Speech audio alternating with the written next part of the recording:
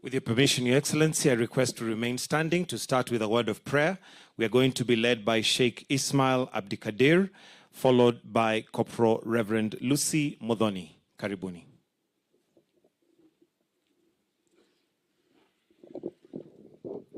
Bismillahirrahmanirrahim. In the name of Allah, the most gracious, the most merciful. Ya Allah, we gather here today with humble hearts in your name, seeking your divine guidance and blessing for this important occasion, the launch of strategic framework for term and condition of service for our National Police Service, Kenya Prison Service, and the National Youth Service. We begin by thanking you, Allah, for the leadership of this nation, for the wisdom and vision bestowed upon His Excellency, the President of Kenya, and the commitment of all those who serve this country. We ask that you continue to guide our leaders from highest offices to those on the front line of service, so that they may always seek justice, fairness, and betterment of all people. Ya Allah, you are the just, and we ask you to bless the implementation of this framework so that it may bring about fairness in compensation, dignity in service, and justice for all who dedicate their lives to the security and prosperity of this nation. Guide the hands and hearts of those who tasked with ensure the welfare of our NPS officers, PS officers, and NYS officers, that they may work with integrity, wisdom, and compassion. Ya Allah, grant us the endeavor. Ya Allah, may your mercy and blessing be upon us. Amen. Amen. Let's pray. Dear Almighty God, we come before your presence this afternoon, humbled before you, who is holy, the creator of heaven and earth. Receive all the glory, honor, and adoration. As we are gathered here to unveil the strategic framework for implementation of terms and conditions of service for the National Police Service, Kenya Prison Service, and National Youth Service, be with us. Proverbs 16:1. Preparations of the heart belongs to the man, but the answer of the tongue is from the Lord. May you allow your presence to be with us throughout this event. Dear God, I commit all security agencies into your able hand that you may guide their vision regarding the security of this nation. Proverbs 21:1. The king's heart is in the heart of the Lord.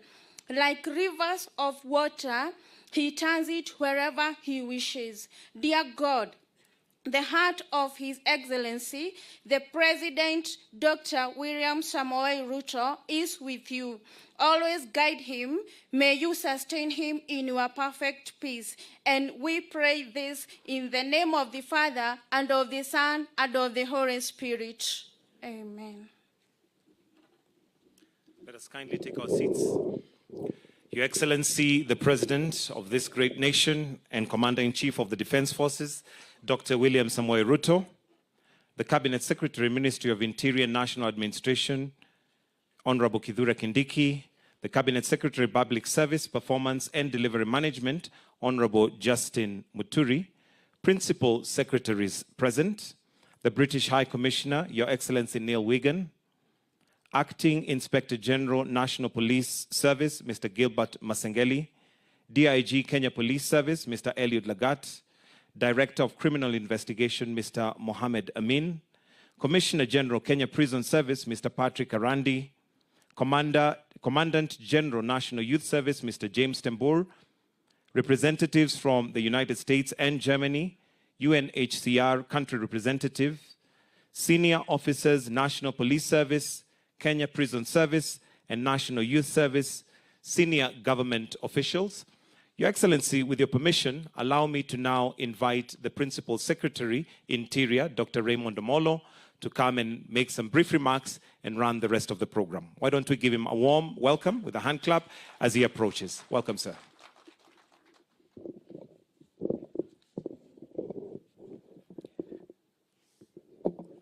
Your Excellency, the President of the Republic of Kenya, the Honorable Dr. William Ruto, the Cabinet Secretary for Interior, the Cabinet Secretary for Public Service, PS colleagues, the heads of various delegations representing our partners, the Acting Inspector General of Police, and the heads of all the various services.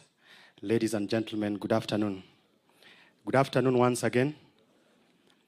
Your Excellency, I want to begin first by appreciating the honor that you've given the three services to come and preside over the launch of the strategic framework for the service. And as we do so today, it speaks to your commitment that you gave at the beginning of your administration, first by setting up the task force that was led by Chief Justice retired Maraga. And out of that, then you did give us the marching orders to begin the process of working on the implementation of a number of those reforms. Your Excellency, before I continue, I would want to invite the UNDP resident coordinator just to make a few remarks, and then we continue with the rest of the program on behalf of all the other partners that have worked with us, not just in this journey, but also in the previous instances. Anthony, welcome.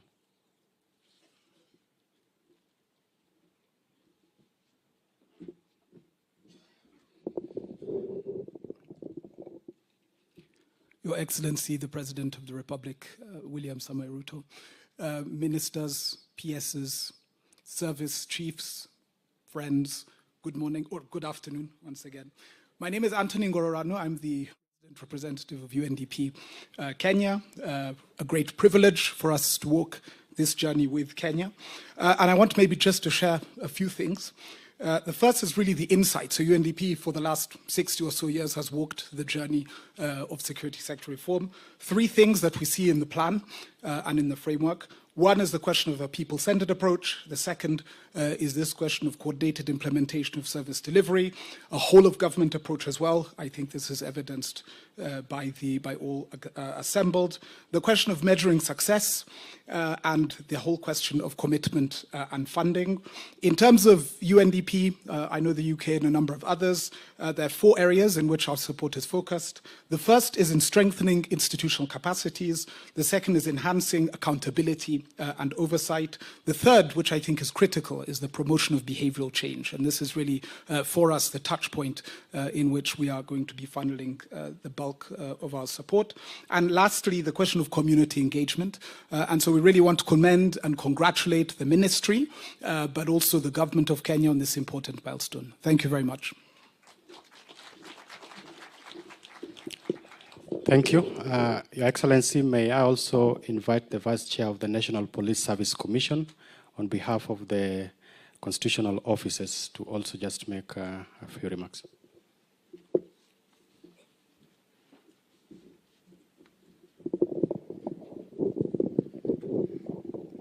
Your Excellency the President, CSS present, PSS present, Solicitor General, the commanders, and all officers, good afternoon.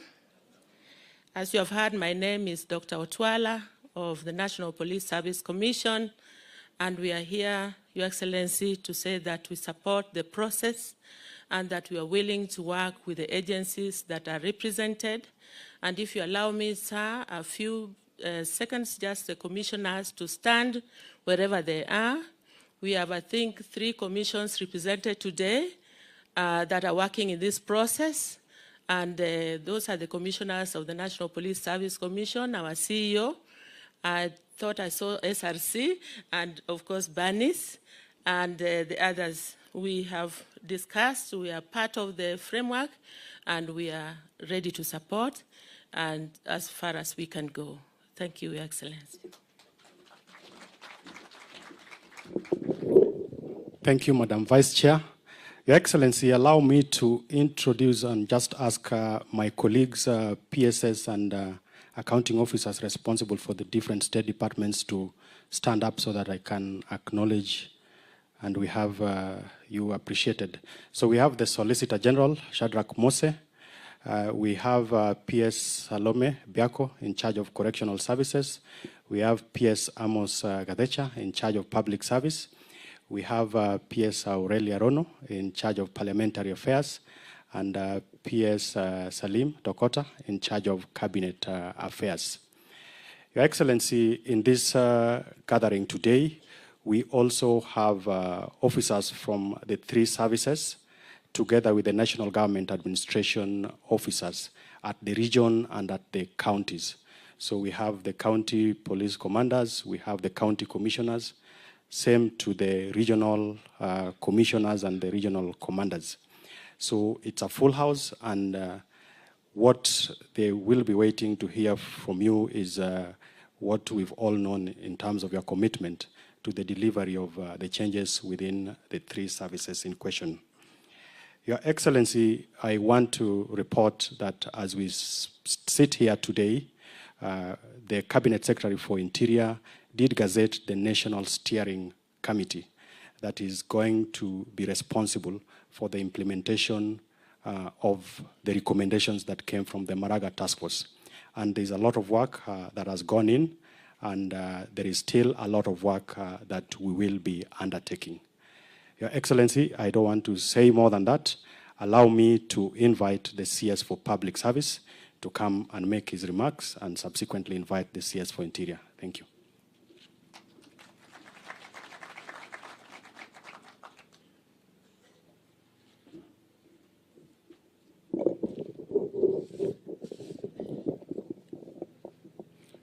Your Excellency, the President of the Republic of Kenya, Dr. Samoei William Ruto, the CS Interior, Professor Kithure Kindiki, Inspector General of Police, Commissioner General of Prisons, the Commandant General of the National Youth Service, distinguished guests, ladies and gentlemen. It gives me an honor to stand before you today at this momentous occasion, which is the official launch of the strategic framework for the National Police Service, Kenya Prison Service, and the National Youth Service. Your Excellency, today we embark on an important chapter in the transformation of our security and youth service sectors with the full support and leadership of Your Excellency. Allow me to begin by expressing my gratitude to you, Your Excellency, for your steadfast commitment to improving the terms and conditions and the overall well-being of those who dedicate their lives to serving our great nation. Your Excellency, your visionary leadership has been instrumental in the formation of the National Task Force on the improvement of the terms and conditions of service for the National Police Service, Kenya Prison Service, and National Youth Service, which was appointed by yourself, Your Excellency, on the 21st of December, 2022, barely 3 months into office. The task force has brought about crucial reforms that will not only improve the lives of our service personnel, but also strengthen the institutions that uphold the safety, security, and the development of our nation. Your Excellency, one of the most profound aspects of this task force was your decision to include the National Youth Service as part of the reform process.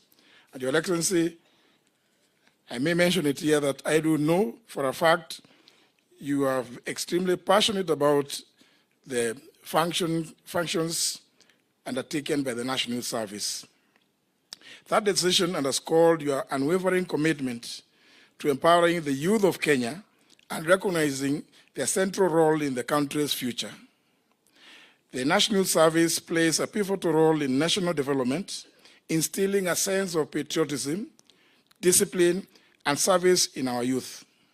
Through this task force, Your Excellency, we've set the stage to not only improve the working conditions of the NYS officers, but also ensure that the service continues to thrive as a training ground for the future leaders of this nation. On behalf of this entire NYS community, Your Excellency, I extend our deepest gratitude for your continued belief in the potential of Kenya's youth. The National Task Force embarked on a thorough review of the existing challenges within the National Police Service, Kenya Prison Service, and the National Youth Service. The task force put forward 117 recommendations aimed at transforming these institutions and enhancing the welfare of the officers. The recommendations were categorized into 3 key areas, being 65 recommendations for immediate or administrative action, 25 recommendations that require changes in law or policy to facilitate their implementation, and 27 recommendations that require funding for their successful execution. I'm pleased to report that tremendous progress has been made in the implementation of these recommendations, that 4 policies have been developed that will guide the reform process, addressing various aspects such as training, welfare, working conditions, and operational effectiveness. These policies include a solid foundation for the continued transformation of the National Youth Service. Your Excellency, I am proud to announce that 95% of the implementation process is already underway, which is a significant achievement within the short period since the report was released. Among the most notable achievements is the implementation of Phase 1 of salary improvements for the National Service officers and all the others.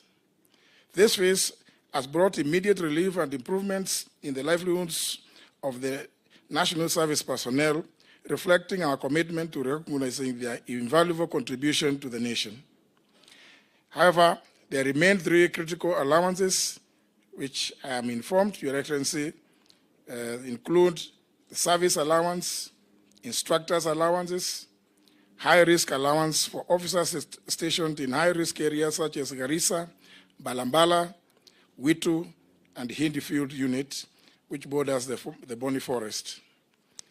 These officers operate in highly challenging environments, and it is only fair that their risks and dedication are appropriately compensated. We are optimistic that the necessary budgetary allocations will be made to address these allowances, ensuring that these officers are rewarded for their service in protecting the nation's most vulnerable regions. With these reforms in place, Your Excellency, we will witness an even greater impact from the National Service in areas such as public works, environmental conservation, and the national security support. As we move forward, Your Excellency, the Ministry of Public Service and Human Capital Development remains fully committed to ensuring the successful implementation of the task force's recommendations. We will continue to collaborate with all stakeholders involved, working tirelessly to secure the necessary funding, legislative adjustments, and policy support required to complete the transformation of these critical institutions. In conclusion, Your Excellency, I wish to thank you for presiding over this important occasion and for your ongoing leadership in shaping the future of our security and youth service sectors. The task force's recommendations, combined with the policies already in place, will drive continued improvements across the National Police Service, Kenya Prison Service, and the National Youth Service, ensuring that our officers and youth are well prepared and well supported in their duties. I thank you, Excellency, and at this moment, Your Excellency, allow me to invite my brother and my colleague, the Cabinet Secretary for Interior and National Coordination and National Administration, the Honorable Professor Kithure Kindiki. Thank you.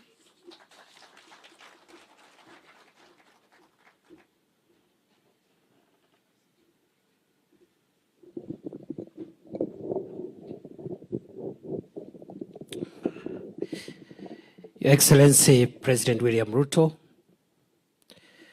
all the other colleagues from government, officers uniformed and not uniformed, development partners, and Your Excellency, we even have civil society representatives here. And other than the National Police Service Commission, we also have 2 other independent commissions represented here.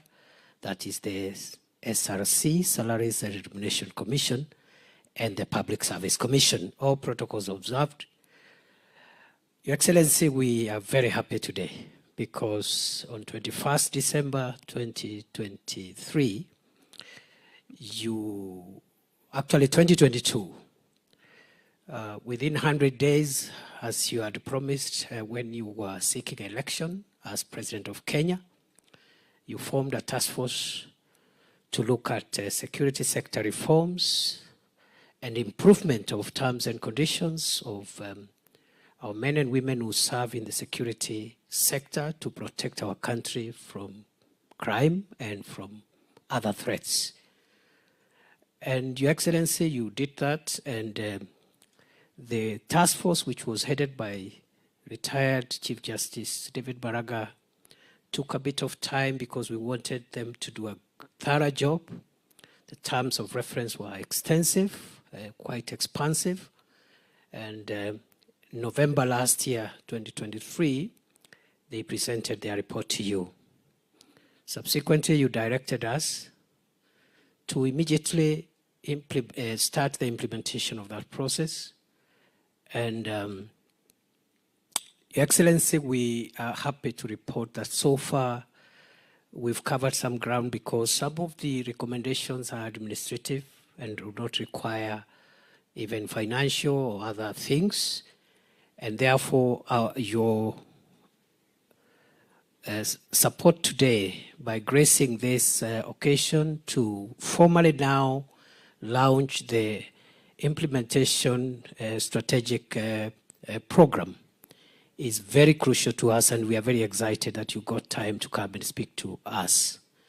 Your Excellency, we were here 2-3 weeks ago, and you directed us further to also look at some of the other things that are not captured already in the ongoing work, especially around the National Government Administration System, which is a significant and important link to the whole of government and whole of security sector delivery. We are working on those directives, mainly on working with the Inspector General of Police to make sure that the police support the work that the National Government Administration officers do out there in the protection of our country and in the maintenance of peace and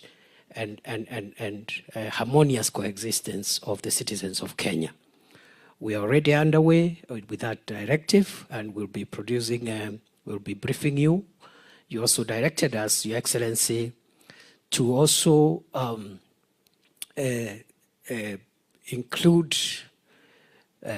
reform issues on GAO, to also modernize their training, their orientation, so that they can align with the entire framework of a modern, more efficient, and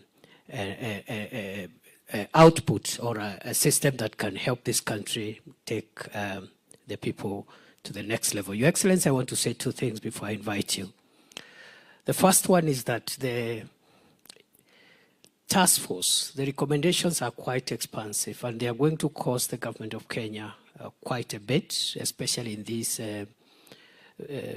times when our fiscal space is not great. We are grateful so far through your leadership and directives. We have started off on some of even the more difficult issues like welfare issues, but also other issues like modernization of equipment, especially for the police. And we hope that going forward in the coming years, we will also be touching on the other services that are represented. So we are grateful. It's quite an expensive venture, but it is worth it. This country, for it to realize socio-economic development, for this country to move to the next level, we require stability, a secure environment for investors, local and foreign, and a society that is cohesive. For that reason, Your Excellency, we are grateful for the sacrifice you made and the leadership you provided. The second and last point, which I want to make, Your Excellency, is to say that security anywhere in the world is a sensitive issue. it's not an easy matter to be able to put together all the competing issues and interests of the country and maintain security. And therefore, this whole of government coordinated approach is the solution and the pathway that will help us realize and balance all the competing interests that we need to balance to ensure that the reforms that we implement are reforms that are people-centered, anchored on our Constitution, and they are reforms that reflect the national interest in its collectivity. And I'm very proud today, Your Excellency, that Kenya, as one of the, if you look at our constitutional architecture for the security sector, as quite a very democratic security sector compared to even some of the older democracies. And I think it's the right thing that we chose under this constitution to have this kind of forward-looking and modern security, people-centered security infrastructure. I want to assure you, under your leadership, from where we sit with my colleagues, both my colleague CS JB Muturi and the other colleagues who are working with us in this enterprise, uniformed and uniformed, we will deliver a people-centered, participatory, open, transparent, and efficient security environment that will help this country realize its socio-economic and cultural objectives as underpinned in our Constitution. Your Excellencies, today is not my day. This is your day. I therefore want to request our colleagues to be upstanding as we invite His Excellency the President to address us. Welcome, sir.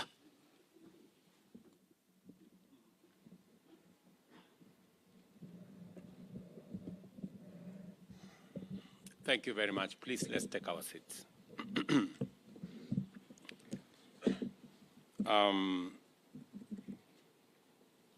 Members of Cabinet present, principal secretaries, development partners, friends. It is with immense privilege to be with you at this meeting whose outcome will open the door to many positive changes for the good of present and future generations. The sector represented here is not only essential for national security, but it is also fundamental to the rule of law and public order, and therefore a pillar of our constitutionalism and a foundation of our democracy and prosperity. I therefore address you as a critical turning point in our nation's journey as we take the transformative step of reshaping our National Police Service, National Prison Service, and National Youth Service into bastions of integrity and efficiency that Kenyans want, have struggled for, and deserve. When I talk about transformation, I do not merely refer to major improvements, but a rebirth, which will necessitate a fundamental redefinition of how our security services operate and interact with the communities they have sworn to protect and to serve. In keeping with our undertaking under the bottom-up economic transformation agenda, we embarked on this path in December 2022 by commissioning the National Task Force on Improvement of Terms and Conditions of Service for members of the National Police Service, the Kenya Prisons Service, and the National Youth Service, commonly known as the Maraga Task Force. It was mandated to investigate the systemic institutional challenges hampering our security services and chart a new strategic pathway that promotes integrity, dignity, and respect, and improves the terms and conditions of service for our officers. This was done in the belief that it is, and it would, complement other efforts to develop our security system into an efficient service guided by the ethos of citizen service and respect for the rule of law.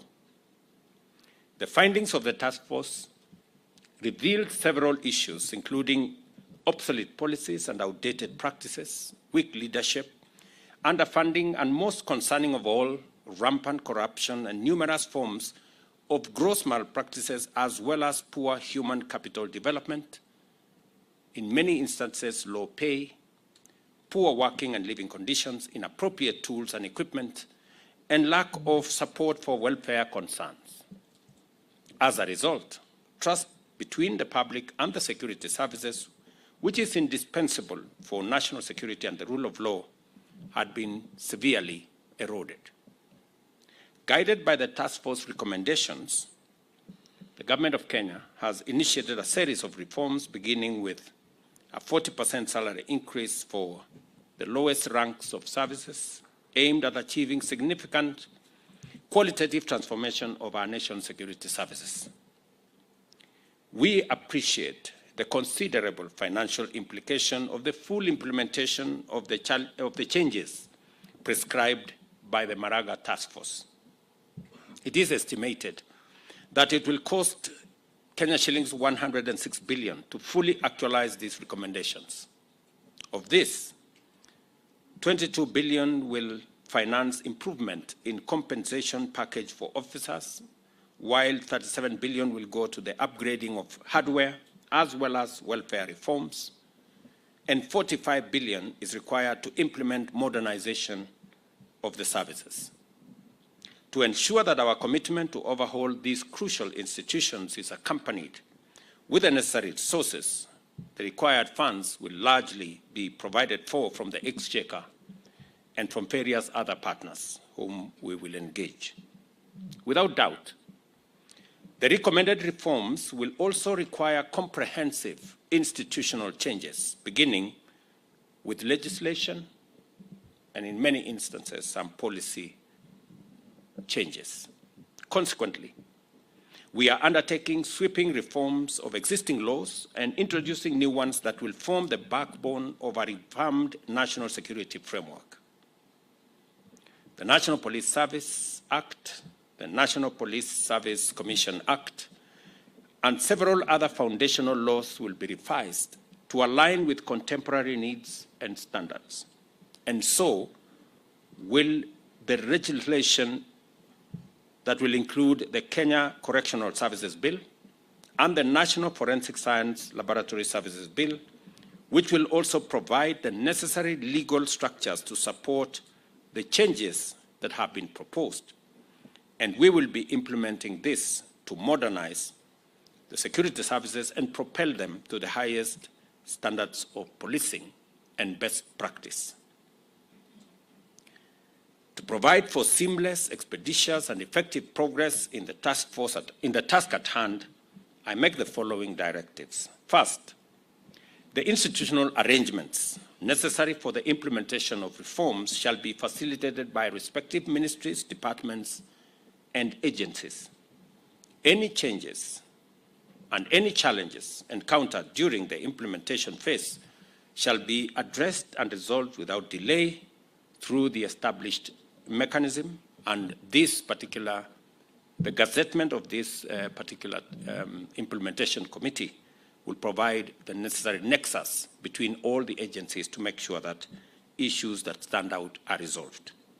Any challenges encountered in any manner shall be forwarded to this committee. Further, I direct that development of policies and legislative reforms must be inclusive and must be participatory. The provision for public participation in our Constitution is no longer a sterile provision. It is a live provision that demands that the public be involved in how they want to see the services, whether it's police service or the national service or the correctional service, in the next form. I am also very happy that we now have a public participation bill in the House that will create the requisite standards for public participation to be undertaken on all policy and legislation that will be undertaken by our Parliament. It is also essential that the National Police Service, Kenya Prison Service, and National Youth Service complete the development of their respective modernization strategies and plans within the next 3 months. I know there was a suggestion that this be undertaken over the next 6 months. I think 3 months is sufficient so that we can begin to figure out how what was recommended by the Maraga Task Force can be brought into being. Accordingly, the National Treasury will make adequate provision for funding to implement these interventions. Beyond legislation, we are also drafting new policies and revising old ones in order to redefine our national security landscape and chart a path to the future that is fully aligned with our constitutional framework as well as aspirations as a nation. The Public Order Management Policy, Community Policing Policy, and the National Correctional Service Policy will not merely be the guide for our officers, but will be the strategies aimed at ushering in a new era of community engagement and community cooperation. These policies are designed to forge a strong partnership between our security services and the community by building trust and enhancing cooperation between the public and law enforcement officers and agencies. As we move forward with these reforms, I urge each one of you to fully come on board and join in mobilizing the people of Kenya to take part in this transformative journey.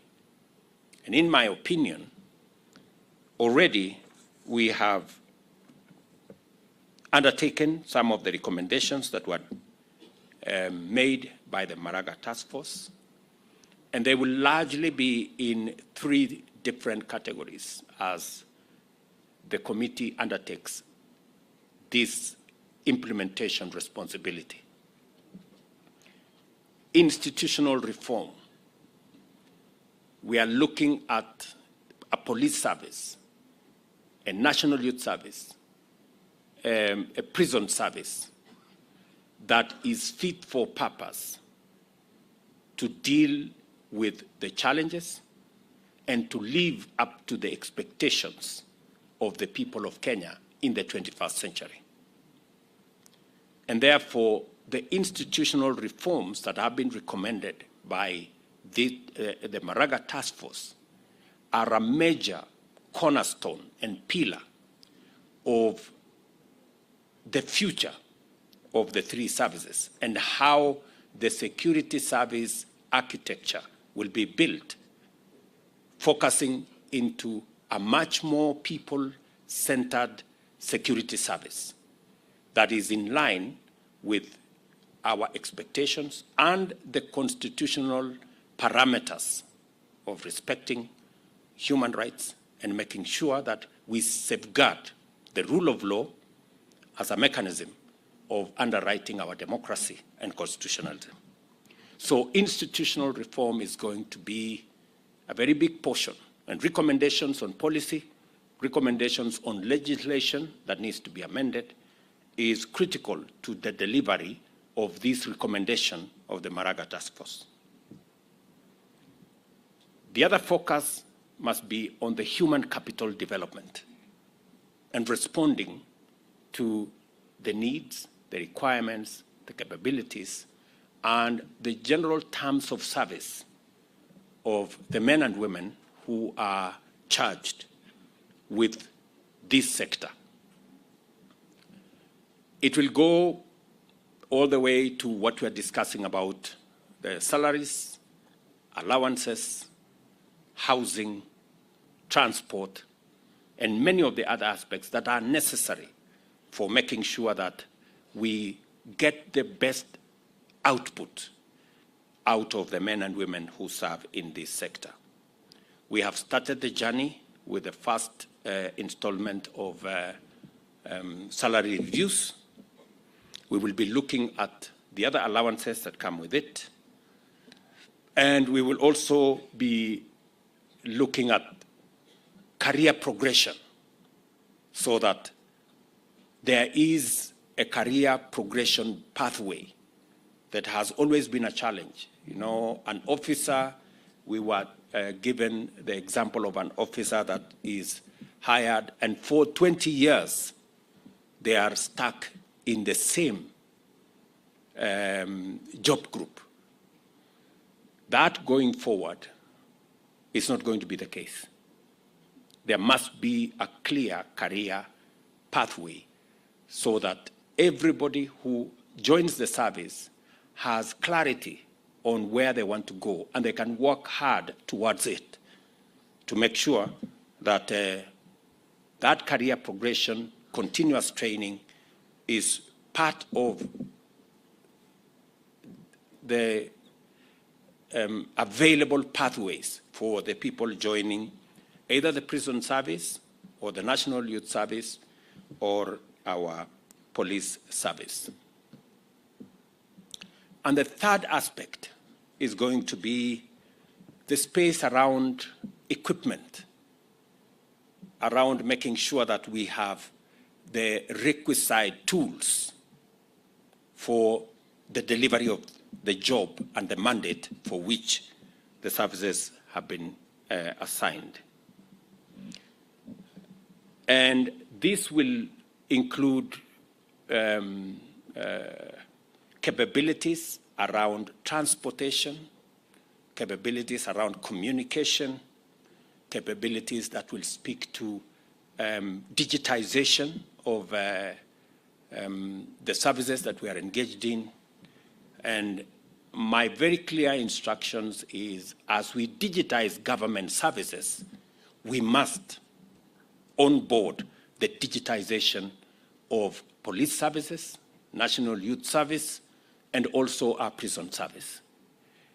The legendary OB must be in digital form so that it is known if a Kenyan has been booked for whatever reason, it must be documented in a manner that cannot be tampered with. And I know there has been a process of digitizing our OB and the whole front, the citizen-facing front of our National Police Service. That is an exercise that I would want to see completed in the shortest time possible so that we can have much more predictability. I would also want to see the payment of fines digitized, instant fines, and all the other things that occur around payments. We must stop the culture of dealing in cash. We've moved away, and shortly we will have a cashless government that does not engage in the business of cash. I know there is a lot of resistance in some quarters, but we will make sure that this whole space we've leveraged on technology to make sure that we can drive the reform and efficiency in this sector to ensure that we have better outcomes in the management of our security. I am very happy that we are already making progress in all the three fronts. On the reform front, we have legislation that is already in the House. We have legislation that has already been proposed. I want to encourage the implementation team to expedite the formulation of the different policy that have already been worked on, to complete and brush some of the legislation that has been proposed so that we can engage Parliament in the shortest time possible. On matters equipment, we already have rolled out the modernization of our police service. The first phase, we already have equipment that have been purchased for use by our policemen and women, especially in the difficult areas that we have. And that process is ongoing. I committed that we're going to have a 20 billion shilling program to modernize our police. And now we're going to include the other two services as well, the prisons and the NYS, so that we give them the necessary tools for them to discharge their responsibility. I'm very happy that we have started this process. The first deliveries have already been received, and I just want to commit that we are committed to making sure that that process gets to its logical conclusion. Let me also say that we have concluded the procurement of the first 1,000 e-vehicles that will be used by our police and members of the National Government Administration. It is part of our response to making sure that even as we transport or improve the mobility of our men and women, we are also responding to matters climate change and making sure that we are aligned with the requirements of e-mobility. Let me also say that along the same area of making sure that we are equipping these services, already there are houses that are complete. In fact, I was being asked to go and open some for our policemen and our prison service and our National Youth Service. And the Ministry of Housing tell me that in our institutional housing program that we are undertaking under our housing agenda, 32,000 houses are being built for our security services, from the military to the NYS to the National Police Service and to the prison service. And I want to ask the PSS responsible here to make sure that they are in tandem and in line and in collaboration with the Ministry of Housing so that we can provide decent housing for our security men and women. We are aware that in some cases, some of our prison officers live in houses that are not so different from the prison itself. Because if an officer is living in a murder house, you know, the difference between a murder house and a prison is very small. And that cannot be the case. And that is the reason why we extended our housing program to include institutional houses for our military, for our police, for our NYS, and for our prisons.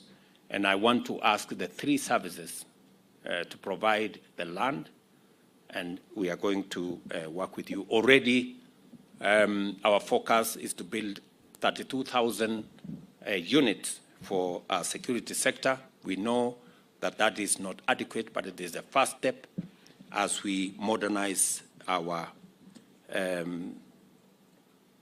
housing program for our security agencies. And therefore, we want to match our word with what we are doing so that this sector that provides and underwrites our collective security and stability as a nation is better resourced to be able to discharge their mandate. Let me also say that as we move forward with these reforms, I want to urge each one of you to be fully on board and to join in mobilizing the people of Kenya to take part in this transformative journey. The success of these initiatives does not just depend on the actions of the government, but also on active participation and strong support from every segment of our society, from policy and strategic leadership to local community leaders, and from our brave men and women in uniform to the citizens that they serve. Out of the realization that everyone has a role to play, we shall employ an all-of-society approach to the implementation of this strategic framework. Let us therefore work closely together and complement one another to create an environment where our police, prisons, and youth services are not only respected and trusted by the people, but also integral to the communities that they serve. This is how we shall build a future where these institutions symbolize integrity and justice. I take this opportunity to affirm my full commitment to oversee these reforms and ensure that they are implemented to achieve the transformation of our security services into models of public trust and efficiency. Together, we have an opportunity to collaborate and to make sure that these reforms go beyond mere changes in policy and deliver meaningful improvements that will endure and inspire generations that will come after us. And I want to respectfully ask all the other arms of government, our parliament, our judiciary, independent institutions, to support these policy changes that we are making to our security sector, because the security sector is the guarantor for our democracy and rule of law. It is not possible for us to enforce the rule of law and to guarantee our democracy if our security sector is not up to its responsibility and mandate. And therefore, a whole of government approach in reforming our security sector, making sure that the institutions in our security sector have the requisite institutional backbone and framework to support its modernization, and the requisite tools and capabilities to undertake this huge and sacrosanct responsibility, but also the men and women who serve under terms and conditions that inspire them to discharge their responsibility. It is our collective duty as a nation to support, because our democracy is dependent on respect for the rule of law. And the rule of law is guaranteed by making sure that we have men and women who make sure that each and every one of us keeps to the straight and narrow and respects the rule of law. A country without respect for the rule of law will not and cannot guarantee itself as a democracy. Democracy runs on the engine of the rule of law. And that is why it is necessary for us to collectively and as a society and all arms of government support the security sector in making sure that they have the requisite capabilities to be able to undertake the responsibilities that they have been assigned. If we do this together, present and future generations of Kenyans will experience, appreciate, and celebrate the fruits of your commitment to the institution of sound, effective, professional, and ethical national security institutions that will guarantee peace and security as the foundational enablers of Kenya's economic transformation. It is very clear to me that together we can achieve this. And I want to ask all of us to work together selflessly for the good of the nation. I am acutely aware that the National Police Service is an independent institution, and so is the judiciary. But ultimately, we have one master, the people of Kenya. And we must make sure that we work together towards serving not interests of individuals, but the collective interest of the people of Kenya. And therefore, I want to ask for more collaboration, more working together, that the independence that we respect and enjoy must also look at how together, interdependently, can work towards achieving the greater interest and the greater good of the people of Kenya. So I really want to ask for a much more harmonious engagement and relationship between our different arms of government and also our different independent institutions, so that we keep focus not on what is good for one sector, but what is good for the greater good of the people of Kenya. Because that way we will be serving the interest of the Kenyan people. We must, by all means, defend our democracy and the rule of law. We must ensure that we also defend our independent institutions. But we must also ensure that we work together towards the common good of the people of Kenya. And that requires leadership that appreciates that our independence is for purposes of making sure that we serve the people of Kenya. It is not independence for any other purpose. It is for making sure that we draw the lines for us to operationally work towards working for the people of Kenya. And I want to ask for greater understanding, greater accommodation, greater intergovernmental and interagency collaboration for us to achieve what is good for the people of Kenya without necessarily disagreements that can jeopardize the greater good of the people of Kenya. So with this, I am very confident that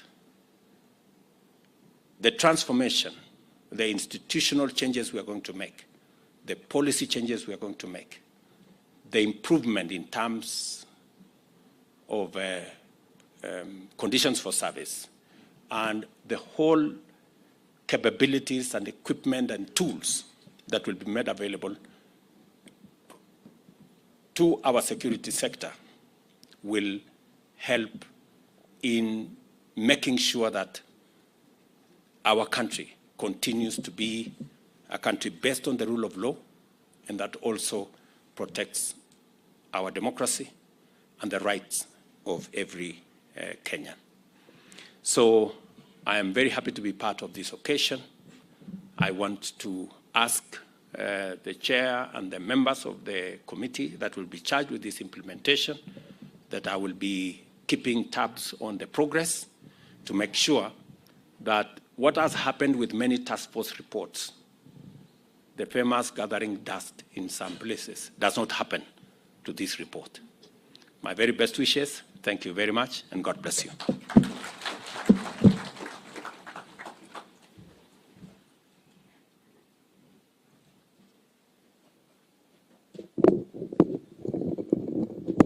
Thank you, Your Excellency. And with your permission, Your Excellency, one more item. We are honored to have you launch the strategic document, which will then be distributed. So if I may kindly request the following to join His Excellency and flank him as he will be pressing the buzzer to have the launch. The CS Interior, the CS Public Service, Acting IG, DIG Kenya, Commissioner General, Kenya Police Service, and Commandant General, National Youth Service, to flank His Excellency as the rest of us. Kindly let's sit down. We may take our seats, please. And at the count of 3, Your Excellency, you'll press the buzzer as we launch. In 3, 2, 1. Tupige makofi tafadhali. And while still on the platform, Your Excellency, I'll request that for a photo. Give me a cordless.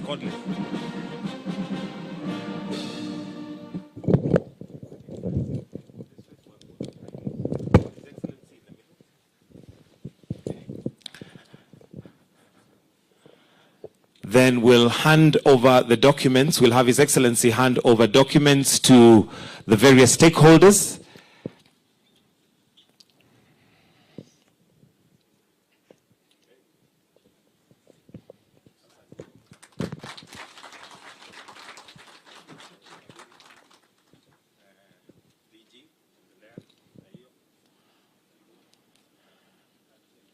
And if we can also just have one photo as they are holding the documents. His Excellency will hold the green one. Okay. So if they may all hold the documents facing upward, if we can just confirm that it is facing upward as we take a photo. Thank you, Your Excellency. We'll now request that His Excellency may remain on stage as we are going to be finishing with the national anthem. So let us all kindly stand up.